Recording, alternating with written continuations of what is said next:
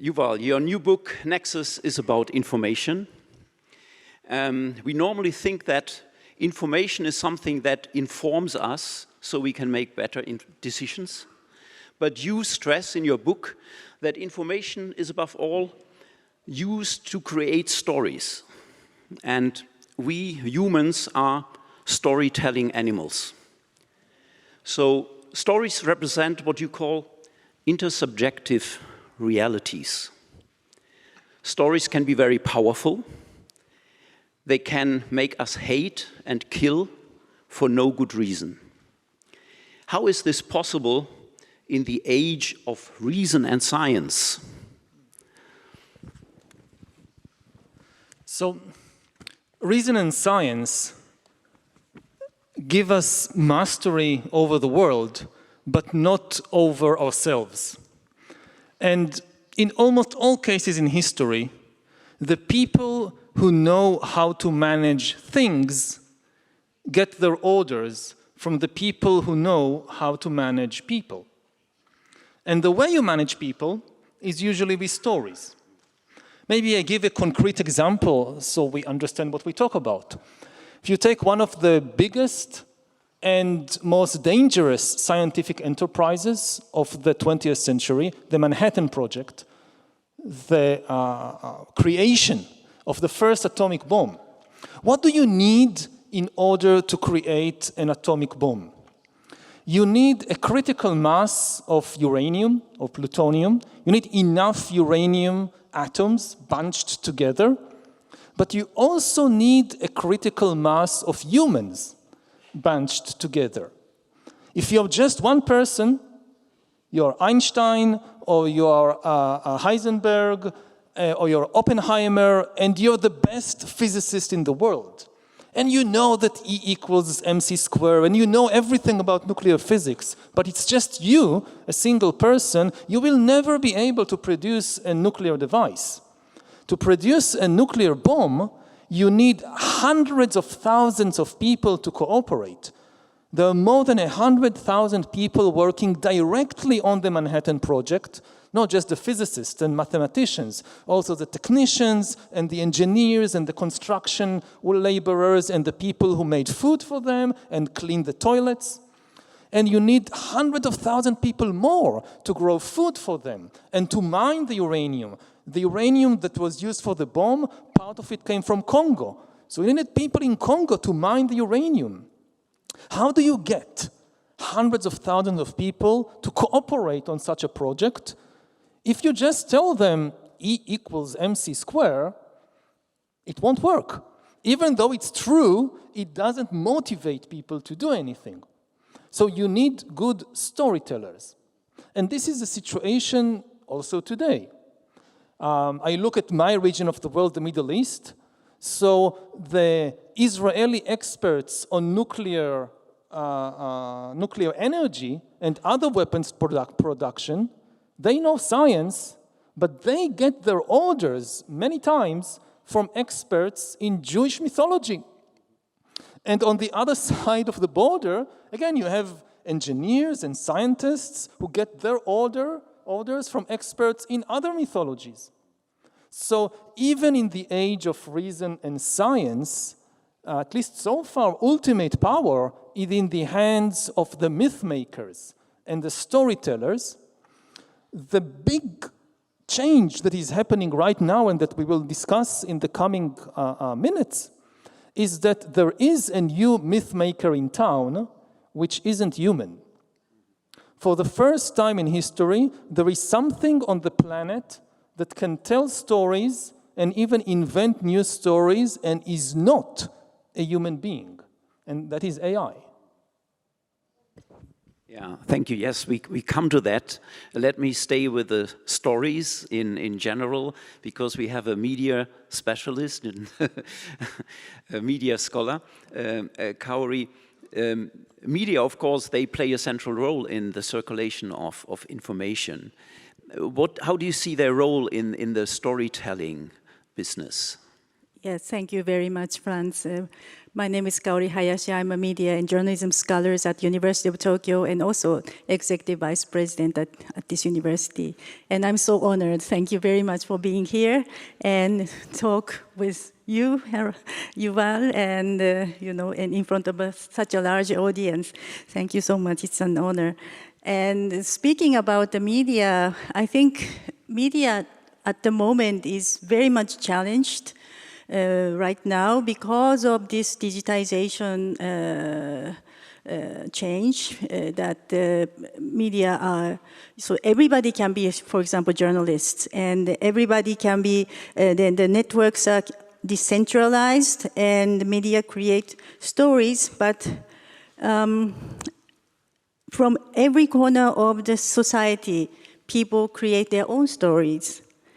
And journalism, I think, has been, so I understood, has been a self-correcting tool in democracy. As this is I think the key word of your book is a self-correcting mechanism. And journalism has been served as a self-correcting tool, and the media also creates public discourse and shape understanding of the people, especially in the democracy. But we all have to understand that media is not neutral. Any media, every media works as framing as well as agenda setting. So we have to always think that bias is inevitable, even if professional journalism we praise is so good, and we have to think about that. And corporate media has been scrutinized so much because of this digitization, and in Japan too, media are often seen as favoring powerful interests and over marginalized voices. So, yeah, I think, so choosing what to report and how to report is never neutral. As when I was in New York, I saw the graffiti saying neutrality favors the oppressor. So I think that's kind of the narratives that recently prevailing in the world of journalism. So I think balancing storytelling with factual accuracy is very, very difficult, even in the world of journalism. And collaboration with experts and NGOs are, I think, in these days must at the time of the digitization, I think. Thank you. Coming back to you, Yuval, and to the digital transformation, how does the digital transformation change the storytelling game? The first change that we already saw, and it already changed the world completely, is in the role of editors. That, when you have a lot of information, the bottleneck becomes human attention. You have all these stories competing for attention. You cannot read everything, you cannot watch everything. So what do you give attention to? And this is the role of the editor. So traditionally, say the role of an editor of a newspaper is to decide what will be on the front page of tomorrow's newspaper. You have to take into account consideration of what is true. You don't want to publish a lie on your front page, but there are many truthful stories, and you can't put all of them, so there are other considerations. What is most important? And by putting something on the front page of the newspaper, you shape the conversation of millions of people. Millions of people read it, they think about it, they talk about it. Even if they don't agree with you, you have captured their attention. And capturing people's attention is the key to power. We saw it, for instance, in the debate between Trump and Harris, that the only thing that most people remember from that debate is what Trump said about the cats and dogs. And this is power. It doesn't matter if you agree or disagree, if it's a lie or a truth. The ability to he's a PR genius. In other areas, he may not be such a genius. But in PR, definitely, he knows how to capture people's attention. And you look at the power of editors that decide what will be on the front page. In the 20th century, for instance, Lenin, before he was Soviet dictator, his one job that he had was editor of a newspaper, Iskra. Mussolini started as a journalist, then he became editor of a newspaper, I think the Il Popolo d'Italia, then he became dictator. So this was like the level of promotion, journalist, editor, dictator. Now, who are the most important editors today in the world? What are their names? They don't have names, like Mussolini or Lenin, because they are not human beings. The editors of the most important media, social media, who edits Twitter? Who edits the Facebook newsfeed? Who edits TikTok? Not human beings. Algorithms, AIs, already took over this very powerful position of deciding what will capture the attention of millions of people. And this is one of the reasons for the crisis of democracies, that democracy should be a conversation between human beings, but it's now being taken over by algorithms. And this is very, very primitive AIs. The next step, which we are already seeing the beginning of this, is for the AIs not just to edit the stories written by human beings, but to create the stories by themselves. And we have no idea what the result will be. We have thousands of years of experience with human storytelling. What happens to society when you unleash millions upon millions of super intelligent AIs capable of creating new stories? And new stories is not just, scripts for TV shows or fiction books. New stories is new religions created by AIs. It's new financial devices. The most successful story ever told is the story of money. Money is also a story, and it's the only story everybody believes. The most successful story ever created. What happens when our future financial stories will come from a non-human intelligence? Yeah, Arisa. Arisa, you are an expert on AI governance, and I'm sure you have something to say. Yeah, thank you very much for a very exciting talk. So my name is Arisa. I am researching on the AI governance issues. So I am really interested in what you say and how you treat AI. So you're using AI as a subject in a way. So AI kind of controls, or AI may, have some kind of disruptive effect. But I would like to raise the question whether we can consider or, treat AI as, like a humanization of AI. So my opinion, this is my opinion, but I would like to, when I talk, I kind of tend to say that it's the human being who actually behind the artificial intelligence, for now, at least.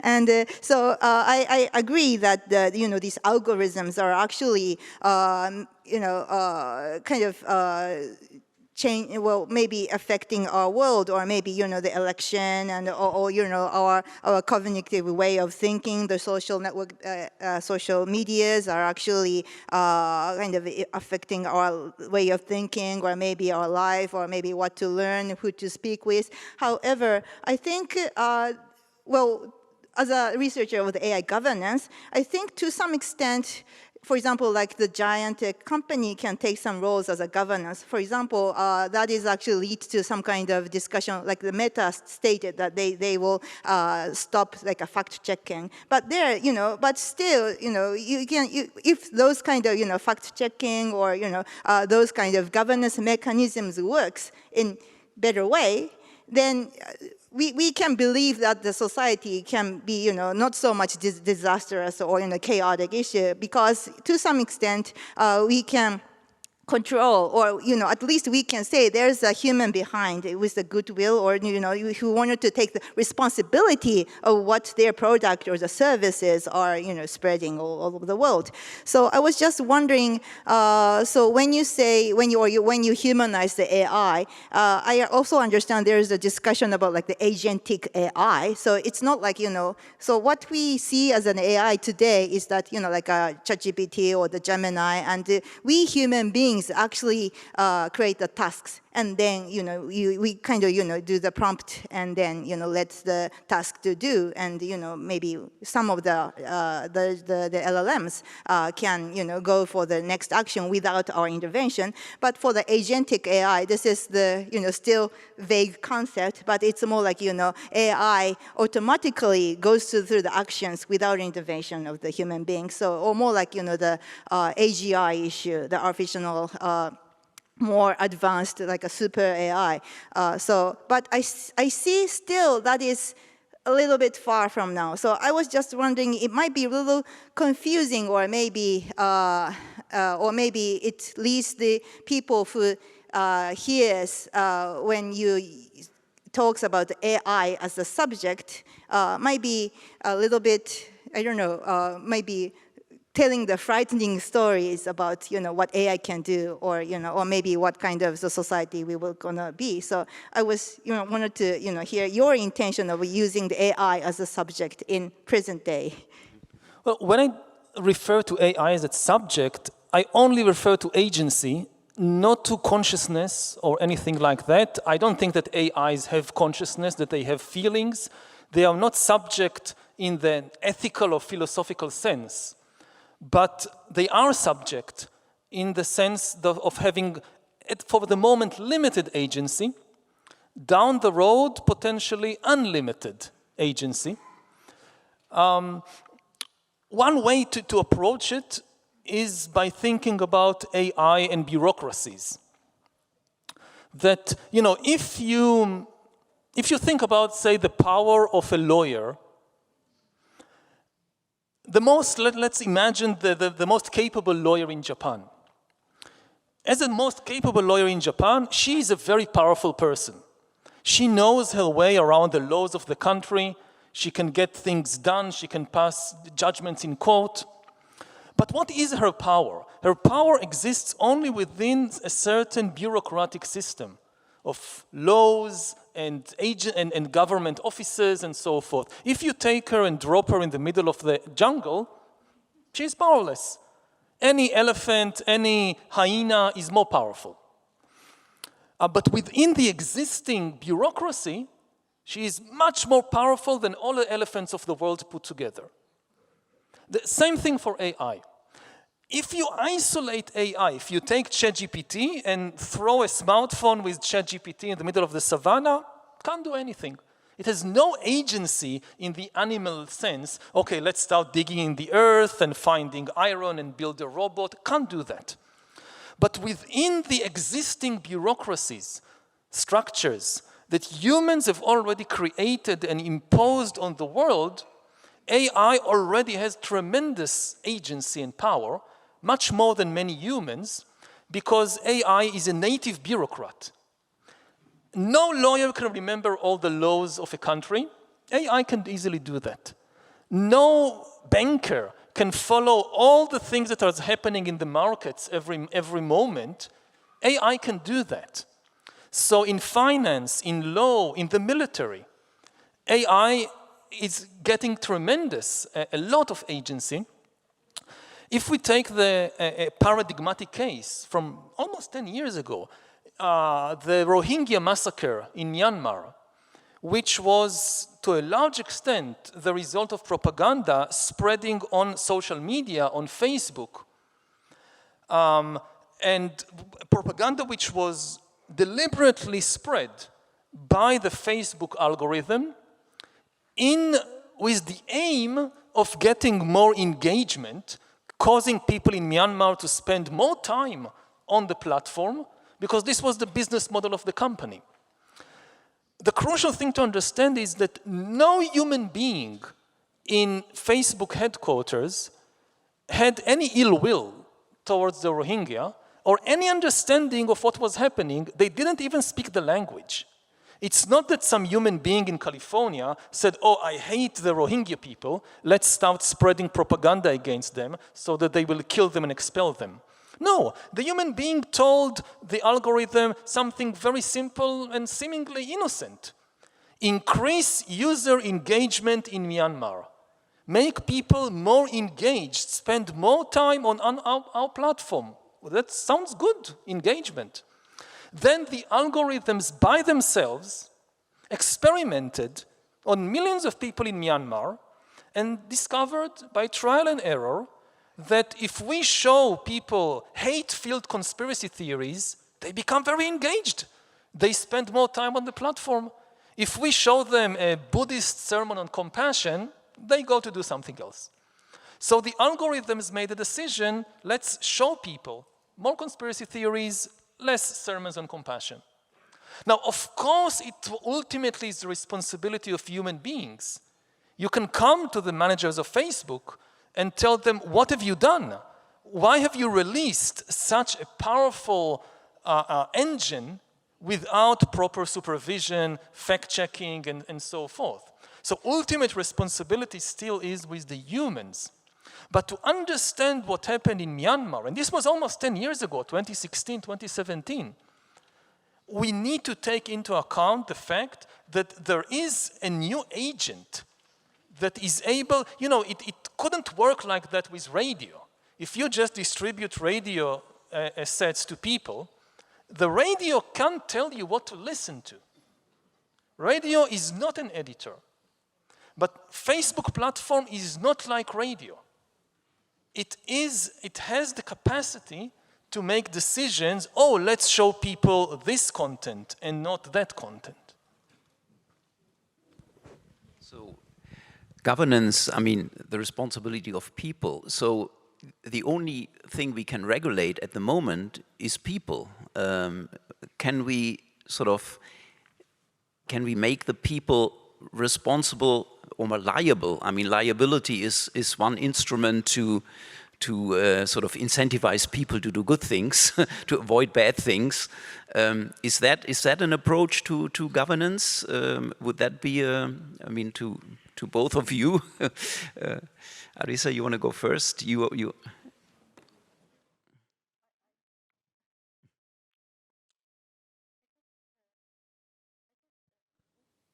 I just wanted to ask about the state of the dominance of algorithm.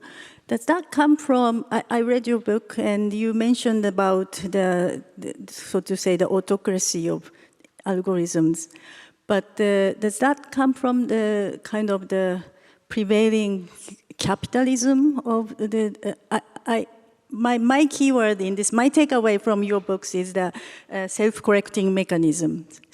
And democracy has its own, has had, or is having a self-correcting mechanism.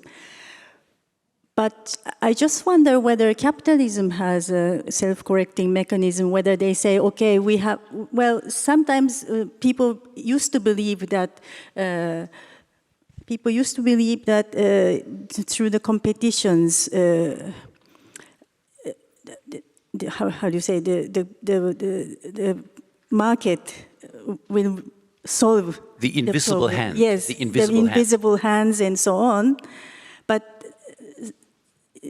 in the latter half of the 20th century, it seems it doesn't work. But on the other hand, people try to correct this type of capitalism. The government tries to correct these capitalistic principles.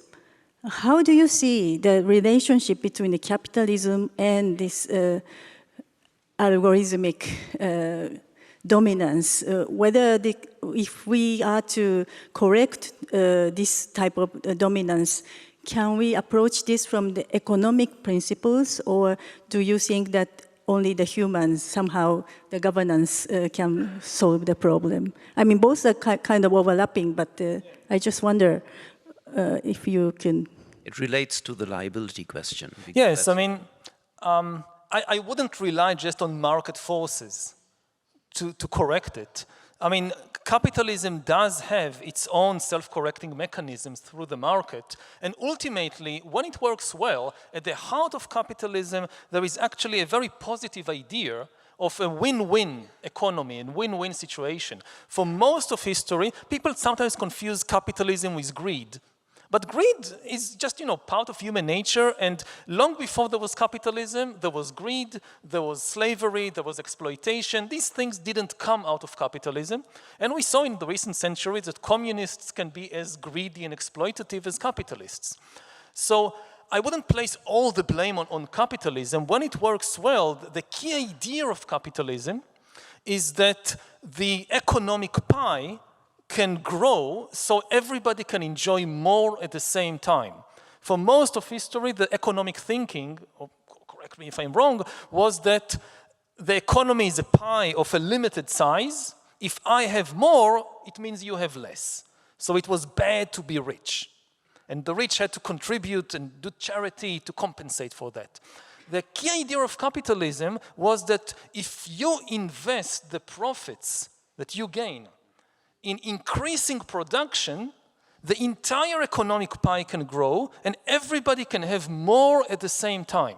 So this win-win thinking, which is now being challenged, for instance, by the Trump administration, the whole idea of tariffs, is going exactly against the key principle of this win-win capitalism. But of course, there are market failures. If you only give a company or an algorithm the goal of increasing production, which in social media means increasing engagement, produce more time spent on the platform, this will not regulate itself. And here we need intervention of government to regulate it. And the two most obvious regulations, first of all, companies should be liable for the actions of their algorithms. The companies constantly try to confuse people by saying this is against free speech. The government wants us to censor our users. And this is, I think, deliberate obfuscation, deliberate confusion. The issue is not what the users are doing. The issue is what the algorithms of the company are doing.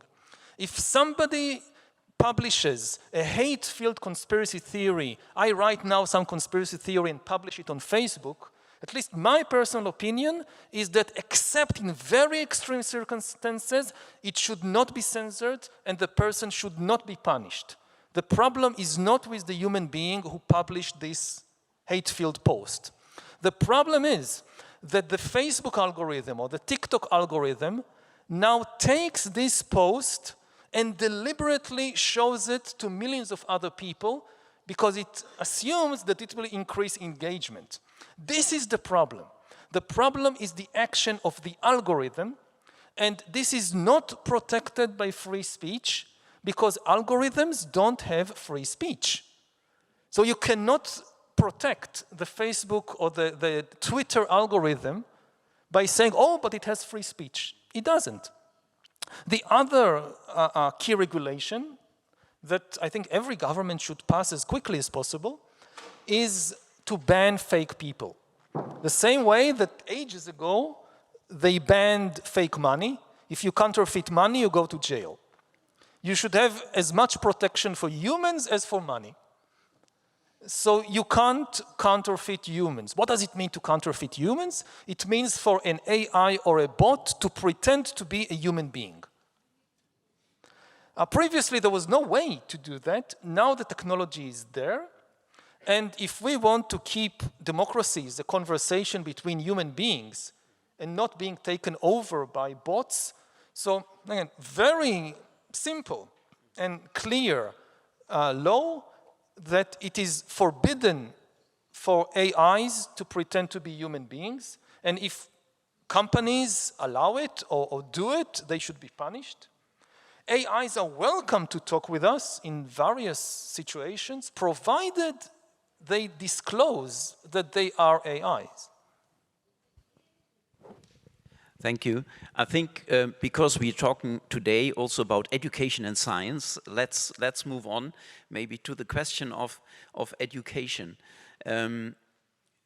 How do you think that the education should sort of challenge the digital transformation or the problems you just mentioned of AI? Is there something in the system, education system, that needs to change in order to be better prepared for these challenges?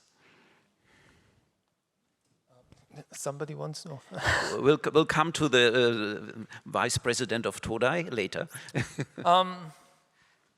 I think one key principle is to understand that for the first time in history, we don't know how the world would look like in even 10 years.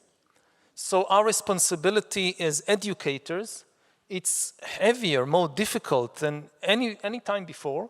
Of course, you can never predict political events. You could never predict an epidemic or an earthquake.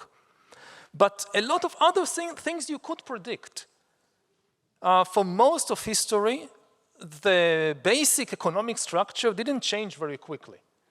The skills that people needed didn't change very quickly. So if we go back, say, 500 years or 1,000 years to Japan in the feudal era, people know what skills to teach the young generation.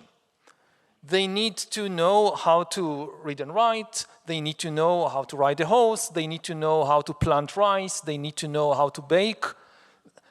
When we look to the future, we have no idea what skills will be needed. Even in 10 or 20 years, people say, okay, let's teach the young generation how to code.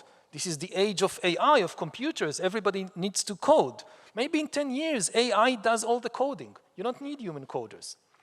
So it's very difficult to know.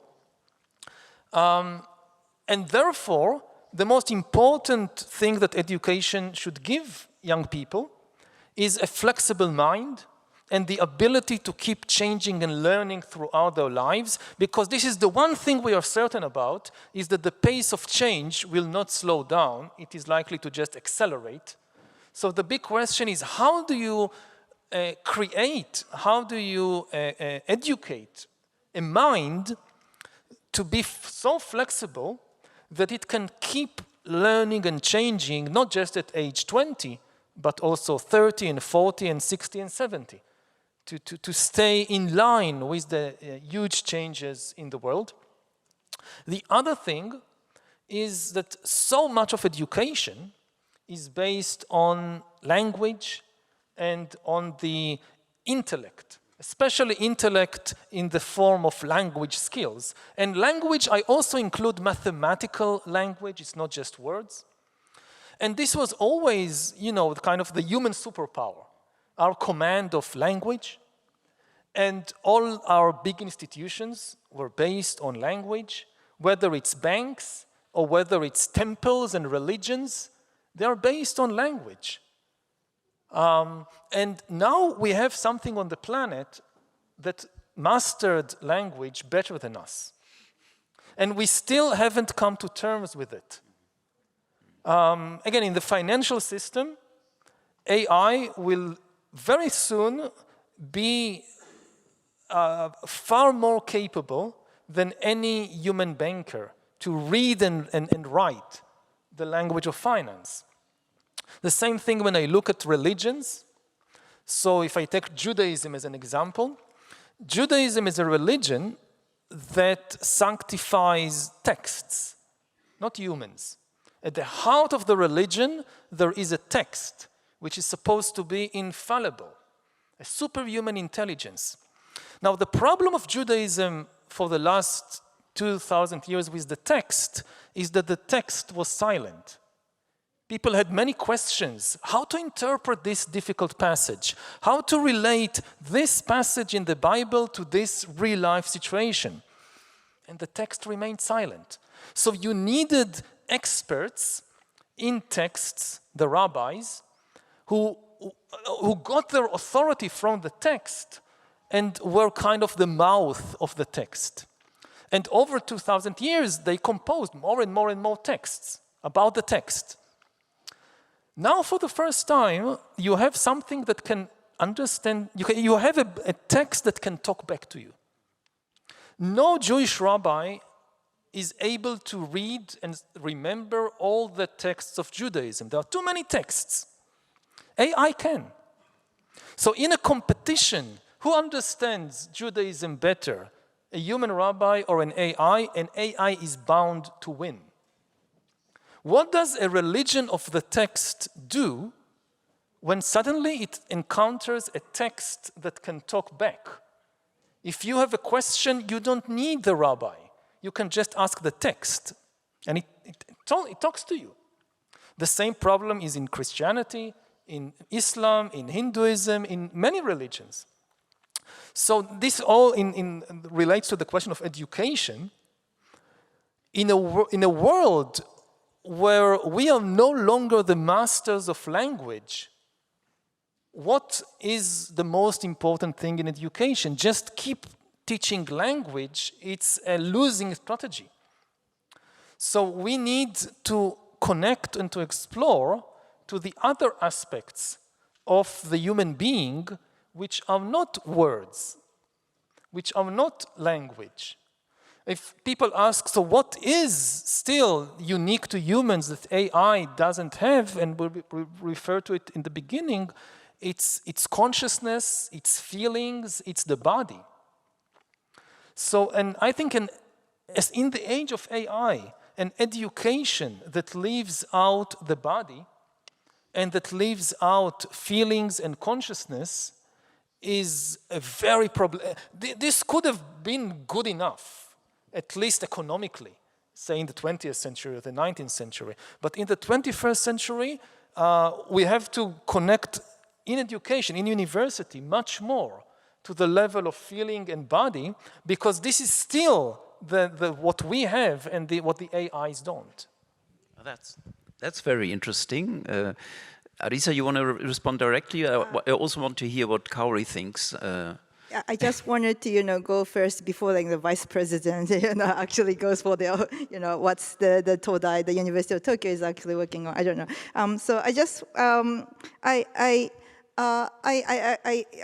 agree with, what you said about, it's, we can, what on the education, what we wanted to, what we can do for the next generation is to look into the other than text. But on the other hand, I myself is already still a bit tired to, catch up, So you said about, we need some kind of, flexible mind and to, to keep changing, but not everybody can, catch up to, or maybe, if you wanted to accept this, diverse viewpoints, it might be, worthwhile to talk about, maybe it's, not everybody can, catch up to all the technology, and maybe it may becoming very tiring world, or maybe, very rapidly changing, very excited. But in your word, you say exciting is not, always the good term. So that is, the point. I think it's, we also think about when we, educate, student or the other, maybe, or, reskilling people. We need to think about or each of the person's, speed or the paces, their mind. And so maybe it's becoming more important to talk, or to think about, one person's ability or, the skills much more than, we used to have, we educate, one teachers and the 60, 100 or the 1,000 students at the point. So that, so that's the thing I thought from your talk. And the other point is that I think the role of the education is to let the student or the people to kind of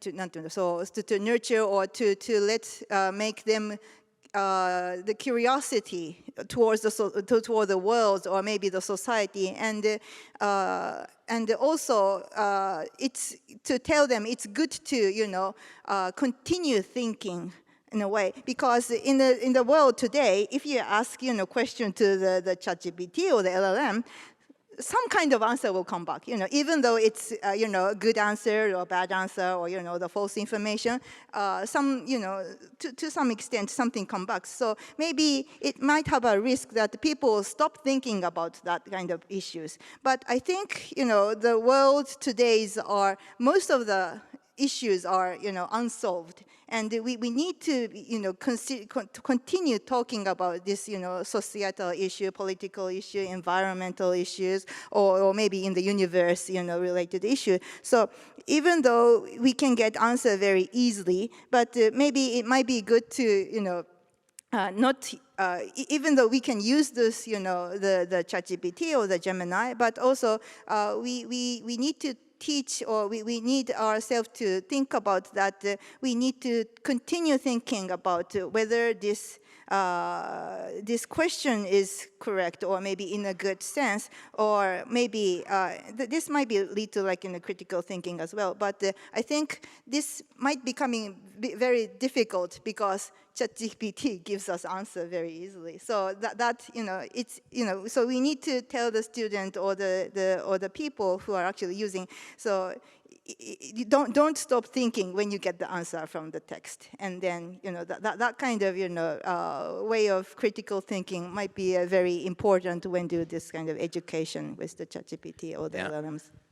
Yeah, convenience is always an enemy of progress, maybe. But Kaori, is Todai thinking about these things, especially the idea now to put more emphasis on the mind in the field of education, the mind and the body? Thank you so much for the difficult question.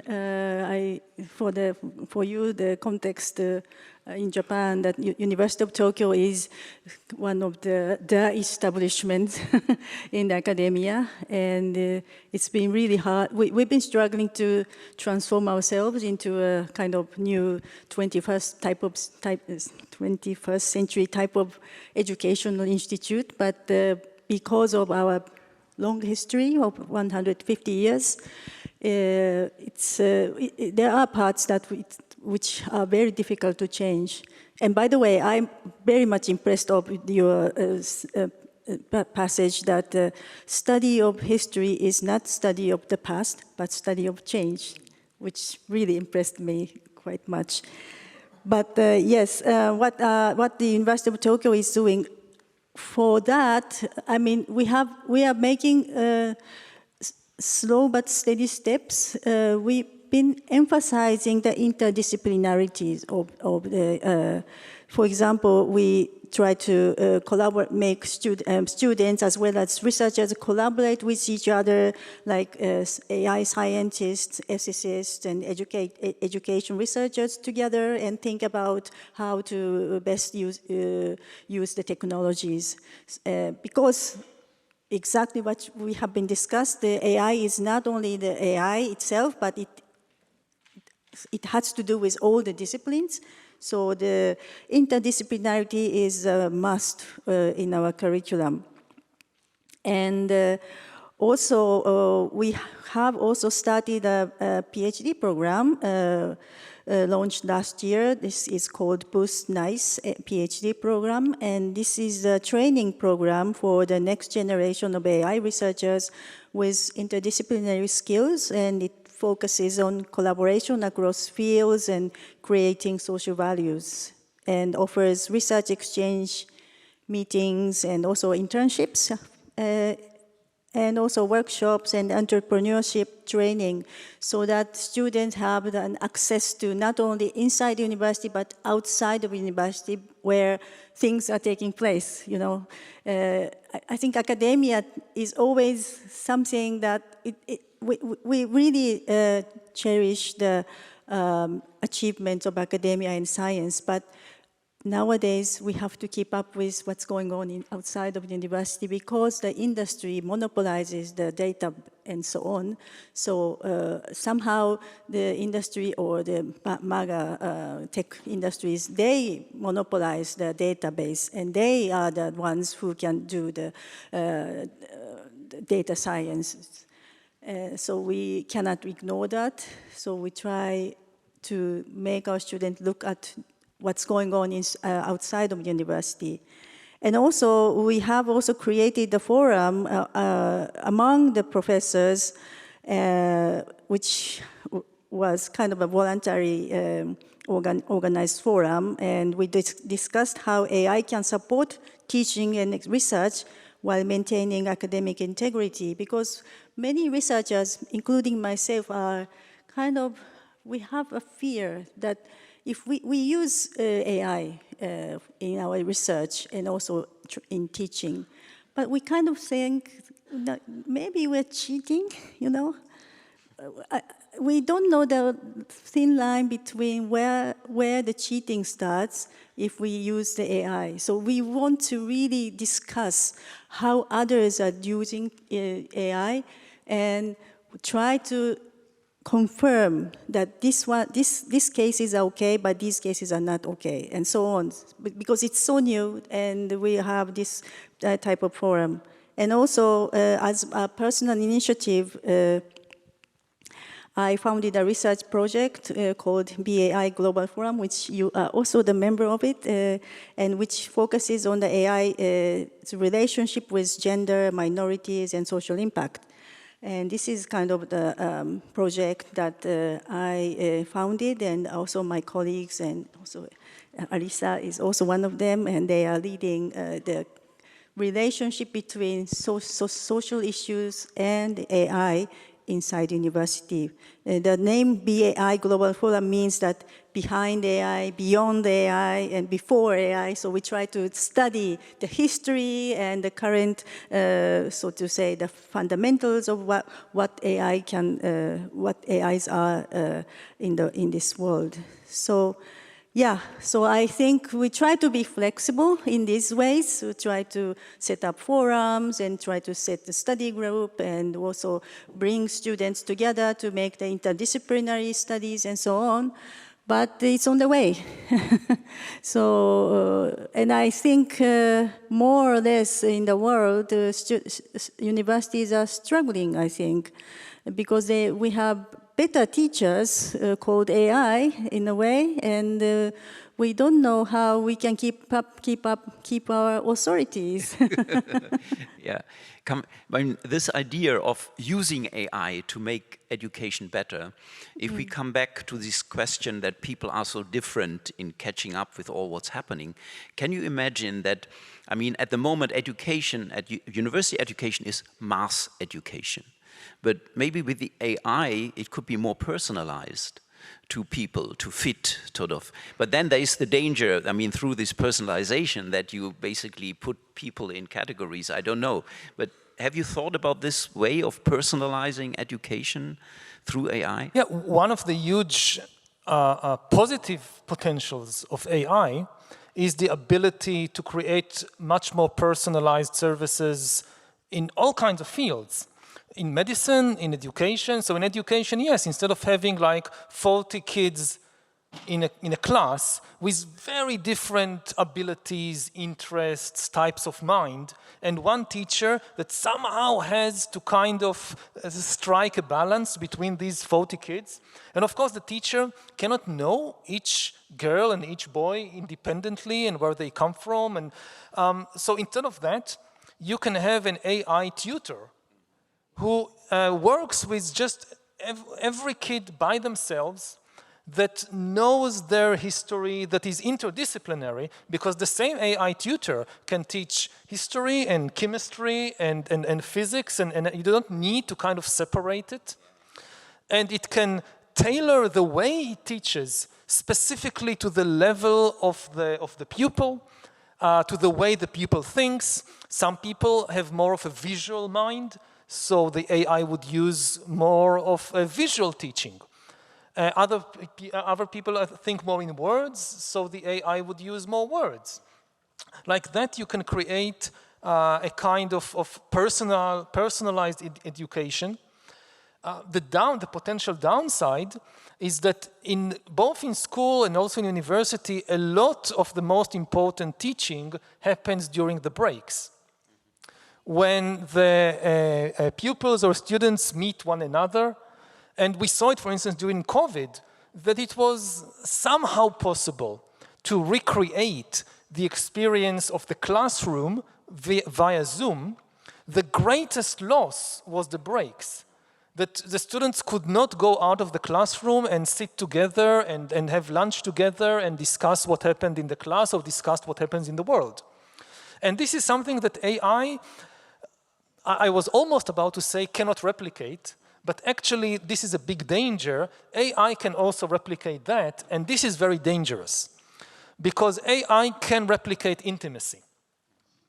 Actually, AI, the same way that it masters language and the same way that it previously mastered attention, the next frontier is intimacy. And intimacy is much more powerful than attention.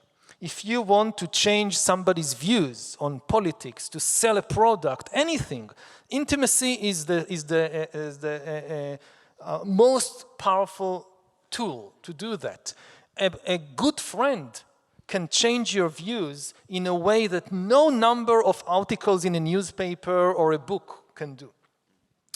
And until today, nothing could fake intimacy, and it was impossible in particular to mass produce intimacy. So you could mass produce attention.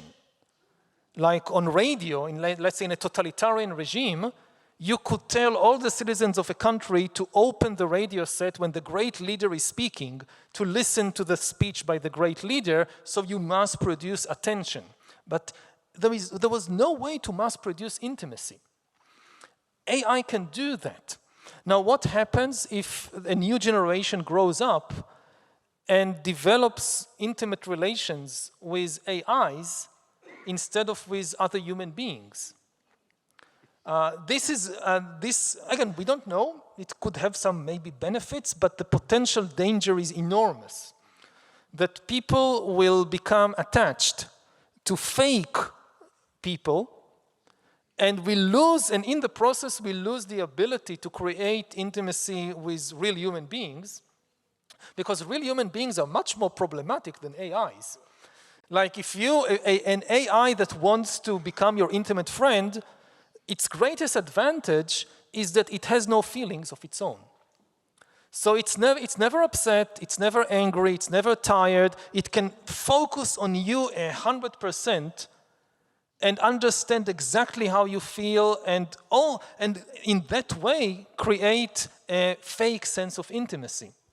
You try to establish a relationship with a human being, the feelings come in between. But the thing is that real intimacy is not just wanting somebody else to care about me. Real intimacy is I also care about the feelings of somebody else, and AI has no feelings. So a society in which humans develop more and more intimate relationships with AIs is ultimately a society without intimacy. But maybe this can be controlled, or? Actually, I wanted to, ask this, when, and, not in this line, but when I read your new book, so I also think, I am a social scientist, so I kind of share your concern about the intimacy or maybe the dependency towards this AI robot. But I also have the colleagues who works in the robots and maybe, more familiar with the sci-fi or the manga, and, there's a story about, human beings very intimate with the robots, or, friend with the robot. And many of the, not many, but some of the, robot scientists in maybe Japan or maybe Asia actually say that they wanted to make, the Atom Boy, Doraemon, and, all those, the friendly AIs, or the friend AI or family AI.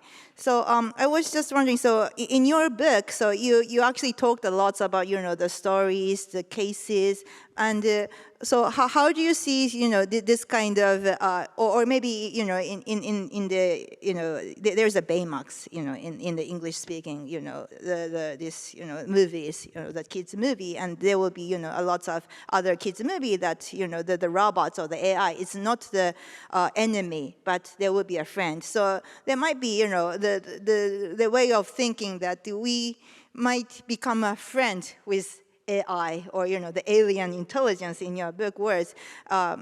So I am still, in the middle of, in the friend AI, robot AI, or maybe the enemy AI, or maybe to become more cautious about, this kind of new, relationships. But so when you are, citing lots and lots of, stories or or maybe other, how to say, like the Bibles or, the cases, how do you, or did you some kind of think of, maybe not avoiding, but not, mentioning about, you mentioned a little about like a science fiction, but not so much about, the manga or, other, those, or the novels about, human-machine interaction or human-machine relationship. So I was just curious, how do you see this kind of visions of humans, machines, are living together, or in some of the Japanese people say like a co-evolve in the society. So there might be one visions, with the machines and the human live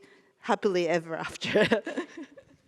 Ideally, yes. I mean, again, I'm not against AIs or machines. They can bring enormous benefits. We talked about education. There is also in healthcare. They can help us deal with climate change. If you think about car accidents, if we have self-driving vehicles, it will probably save 1 million people every year. About 1.2, 1.3 million people die every year from car accidents. Most of them are caused by human error, like somebody drinking alcohol and driving. If we finally have self-driving vehicles, they will probably do some accidents, but far less. So saving 1 million people every year, that's wonderful. And also, I'm in favor of, having friendly robots or humans being on friendly terms and not being terrified and afraid. The problem is, when it comes to building intimacy and friendships, that we have a proper understanding of what it means. And as I just said, it's easy for people to imagine that friendship is when somebody cares about me, about my feelings, about my needs, that somebody sees me. People go through life constantly wanting others to see me, to care about me. I want my parents, my teachers, my friends to care about me. But this is not real intimacy. Real relationship must be two ways. Otherwise I become an extremely self-centered and egoistic person that just wants the entire world to be in tune with what I feel without caring about others. Now, to develop real relationship, you need the entity on the other side to have feelings and not just fake it. So you can have relationships with humans, with animals, with dogs, with cats. With regard to AI, the big question, which is an open question, we don't know the answer, is whether AI will be able to develop feelings of its own. We know for a fact that it can imitate feelings. It can make us think that it has feelings. This absolutely. But does it actually feel anything? That's the big question. And this is the question about intelligence versus consciousness.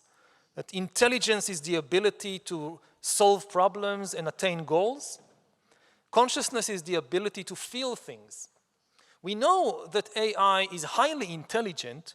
It can solve problems, it can reach goals. Like in certain areas, like playing chess, AI is much better than the best humans. But does it feel anything when it wins the game? If it loses, is it sad? As far as we know, no, it doesn't feel anything. Will it be able in the future to do so? We don't know, because we don't understand human consciousness. We don't understand how we have feelings. How come when billions of neurons in the brain exchange electrochemical signals, this manifests as a feeling of love or pain? We still don't have a scientific theory of that. And that's why we don't know if it's possible to do the same thing on the basis of a silicon brain and not a carbon brain. So that's an open question. Yeah, I think this kind of discussion would have been very different in Germany, where people are so much more critical about maybe new technology, including AI. So since we are in Japan, maybe all three of you as sort of roundup of this roundtable discussion, what do you think that, well, we talked about regulation, yeah. Japan, normally when we talk about AI, we talk about the US, then China, and maybe Europe, regulating. Is there anything that Japan, who has also lots technology, yeah, very strong in technology, something Japan could add to sort of make AI better for society, or the digital transformation better for society, the role Japan could play in the international arena? I don't know who wants to go first. Arisa, you've been always involved in this, so maybe you start and then we get response. Thank you. So I think I can talk two things about the AI regulation and the Japan's role. So one is that one, for the international collaboration or the thing, I think the Japanese government and also the other industry government organization is actually working a lot to promote this G7 AI Hiroshima process, and so it's not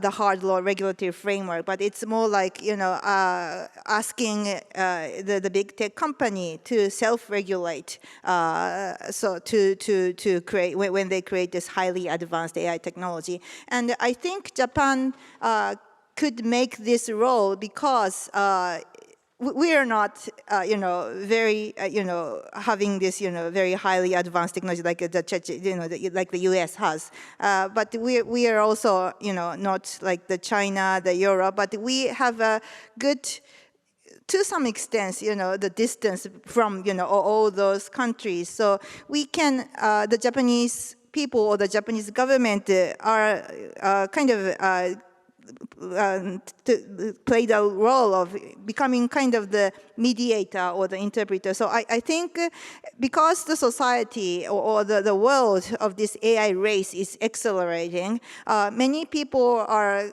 more insisting, to investment of the artificial intelligence. We need to have more power, or we need to look into the national, their own, the AI development. But I think, when consider, when for example, like United States say, we need to collaborate, or the Europe say we need to have some collaboration. Maybe they might have, or maybe even China says it might have the conflict. But I think Japan is in a very good position for ask for the collaboration, and I think that lets this kind of promoting the Hiroshima AI process. So I think the Japanese role is to have a good collaboration. So we share the same values like the democracy, the rule of law, and the human rights with the United States or the Europe. But we also share the Asian culture with this the China and other Southeast Asian countries. So we can talk both same stories, or we share the same values, so that we can bridge those kind of this kind of chaotic situation of the AI race. And that is, I think, what we, the Japanese, can play as the coordinator of this AI regulatory framework.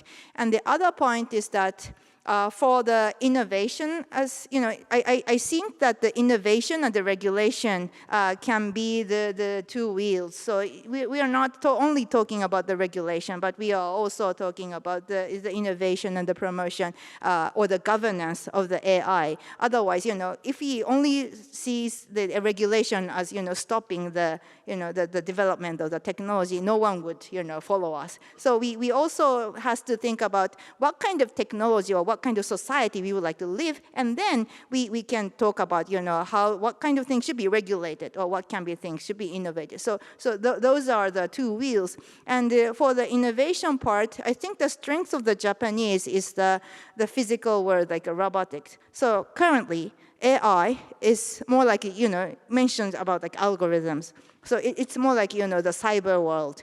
But we are living in this physical world. And the Japan has the very, strong, or the traditionally very strong on this physical safety of the robots. I was very surprised to, see when I go to abroad, many people, like the taxi driver says Toyota is good, Honda is good. So those kind of trust is already there. And there's a lots of, the robot machines, or, there's the disaster prevention robot machines. So there, I think, was integrated with the AI and the robots. I think that's the maybe the places where the Japan can kind of contribute to the world of how we can make the good connection or the linkage with this AI data and the physical world, the robot.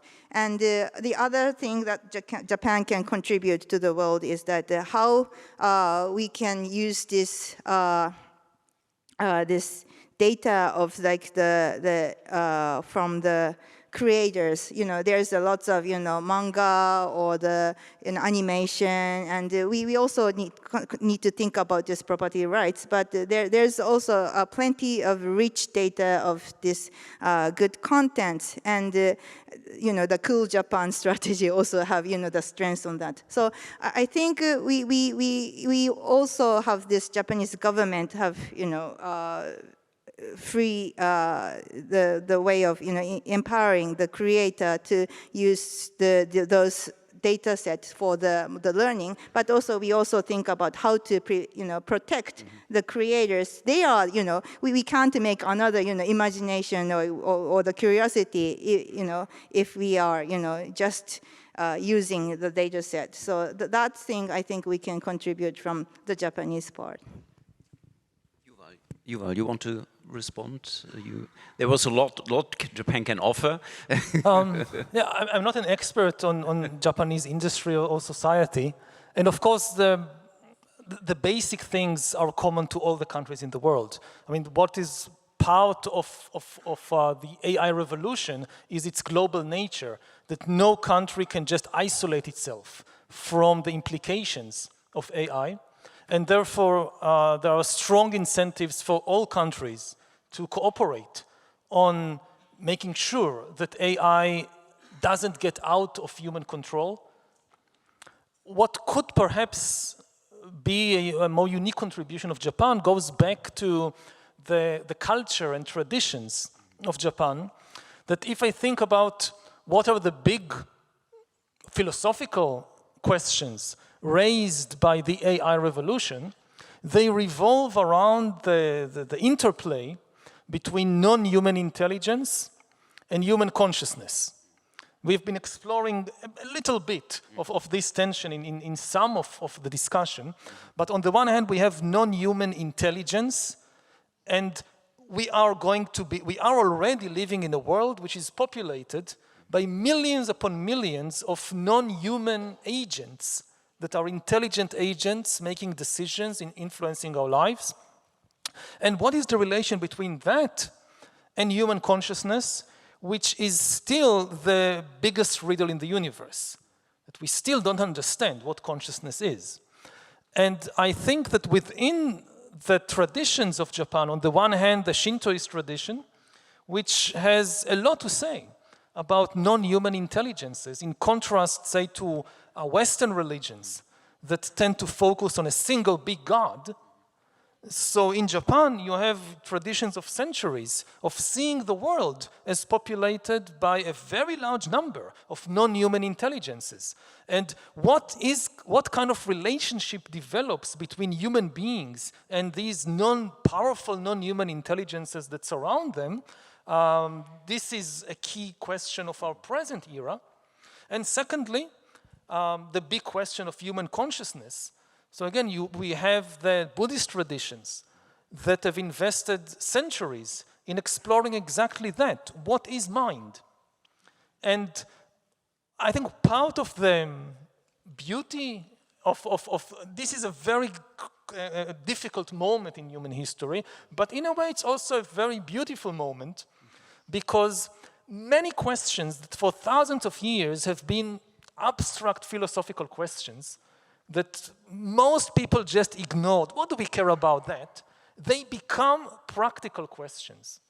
And we don't have another 1,000 years to answer questions about what is consciousness, what is free will, what should be our relationship to a non-human intelligence. We need answers in 5 years, in 10 years. So, in a way, this is the best time in history to be a philosopher or to be a spiritual seeker, because suddenly it's not just something that interests you, but it has no relevance to the rest of the world. These are the most practical questions in the world. Yeah, that's interesting to see maybe differences between Western and Asian philosophy in approaching these questions. Yeah. So, Kaori, you want to have a final word on this? And then I would like to pick some questions from our audience. Yeah. Thank you very much. So what Japan can contribute to the AI age? Apart from Arisa said about very institutional and also geopolitical comments, I think, well, this is my very hopeful answer maybe, but Japan is now a very aging society. 1/3 of the population is more older than 65 years old, and I will be one of them in a few years. And I think it's about, you said that algorithm and care, and algorithm cannot really care for others, and just like you said about Rohingya, and like, you talk about robot looking after people and so on, maybe, yes, but it's not actually a caring. Care for me is really some human activities, and also with feelings, with consciousness, and the genuine sense of empathy, and also empathy for others, and sincerity, kindness, and more than that, the trust in others. And Japanese society, as you may know, it's quite a safe and a very stable society. We do have trust with each other. Maybe because that the globalization is not that advanced yet in this society, but nevertheless, we are globalizing, and also, but nevertheless, we feel that we are very secure in this society, stable, and so on. So I think these kind of sincerity, trust, and caring, empathy, that these human characteristics is really important, and I hope that Japan can serve from this aspect something that not only, as you say, that algorithm is only to serve intellect, but we can really seriously delve into how, for example, caring or how empathy plays part in society, and give feedback to what's going on in the world, that we do need human aspect of society in terms of caring and empathy. That's, I hope, is Japan can serve in the world. I just wanted to, add what you said. Sorry, I just be quick. So, as a social scientist, I totally agree what you said. So, what the robots or the AI can do is to support the caregiver, not to support the people or to, to make the care. And I think that is somehow misunderstood some way. So, use care for AI or, use care robots, So I think that's the very important part, and that's where we need the interdisciplinary collaboration with, social scientists, robotists. Okay, yeah, thank you. Now, we have a little time left. We received a lot of questions from people who registered. No, there was on the registration form a space for posting a question, and I picked a few. Thanks a lot for posting these questions, and sorry that we only have really time for maybe one or two. Some of them are really very concrete. And so the first one is somebody who is worried about a friend who started to believe in conspiracy theories on social media. And what could one do? Should one encourage the friend to fact-checking, or is there anything one can do with such a friend? I think empathy is the key here, because a lot of people, they go for conspiracy theory because they lose trust in the world. And they feel lonely and alienated from the world. To start arguing with them with all kinds of facts, it can only drive them even deeper into this sense that nobody cares about me, nobody understands me. If it is a friend, if it's the situation is an intimate situation, the most important thing is to make that person feel that they are cared for, and not, again, go into this argumentative clash with them. Thank you. We have a similar concern from a high school student. So I feel that my friends often post similar content on social media, chasing likes, and in the process they lose their individuality. How can young people protect their sense of self in this environment? I think not just young people, but everybody needs to have an information diet, the same way that so many people have this, food diet. They are very concerned about what they feed their body, which is important. They should be equally concerned about what they feed their mind. And, some amount of junk food is okay, but if you constantly feed your body junk food, you'll become unhealthy. The same thing with the mind. If your mind goes on a diet of junk information, you will have an unhealthy mind. And it's individual. I don't believe in a one-size-fits-all diet, either for food or for information. But the main thing is to be mindful about the information, to understand that information is the food of the mind. If you feed your mind a diet of, say, greed and hate, what kind of mind you will have? So we are back to the question of education as well, yeah, and of course of caring for each other. There's another question that goes in a completely different direction. Is what do you think of the idea of entrusting the national budget planning or foreign policy decisions to AI? A very dangerous idea, certainly at this stage. We can't trust, foreign policy and budget a lot about ethical decisions. And AI has no ethical sense. More than that, they are extremely unpredictable. We have no experience with AI. We've just created AIs. So they are extremely intelligent. They keep learning and changing by themselves, and therefore it's very difficult to predict in what direction they will go. With humans, yes, we know that humans have all kinds of problems, but at least we know the problems. We have thousands of years of experience with the problems of the human mind. So when we entrust foreign policy or budget to human beings, things can go wrong, but at least we can predict to some extent in what way things will go wrong. When you entrust it to AIs, you have no idea what kind of really alien problems might emerge out of it. And this is a general problem we see today in more and more fields, that people lose trust in humans and hope that the solution will come from giving power to AIs. And this is extremely dangerous. Like you see it in the financial sector, that the whole cryptocurrency movement, or much of it, is about not trusting human institutions like banks, which were traditionally produced the traditional currencies like dollars and yens and so forth, and instead putting faith in post-human currencies.